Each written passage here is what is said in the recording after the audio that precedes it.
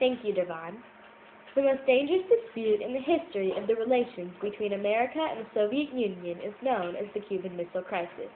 In mid-October of 1962, an American spy plane flying over Cuba revealed something that was truly terrifying to the Americans.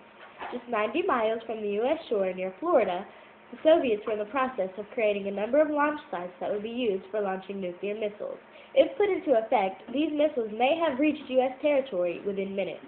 John F. Kennedy was the president at this time, and he decided that it was time to meet with other government officials to come up with a valid solution to dealing with the crisis.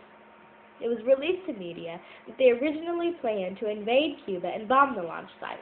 Instead, President Kennedy decided to make a less violent approach by demanding that Russian Premier Nikita S. Khrushchev remove all of the missiles in the Soviets' possession. In the meantime, Kennedy ordered the United States Navy to completely close off Cuba. He threatened to destroy the Soviet ships that tried to break through to the closed island in fear that they may be carrying additional missiles and supplies that could be used to aid the Russians in their production. In response to the blockade, Khrushchev authorized his Soviet field commanders in Cuba to launch their tactical nuclear weapons if invaded by any U.S. forces. As planes continued to fly over Cuba, they learned that the sites were being composed vastly, in fact, much quicker than the U.S. anticipated. On October 22nd, Kennedy presented his knowledge in front of millions on national television.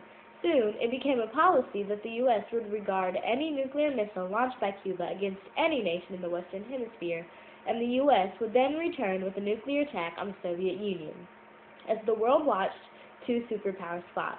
5 days later, Soviet ships that tried to break through the blockade retreated. It was then that the U.S. decided that they would not invade Cuba.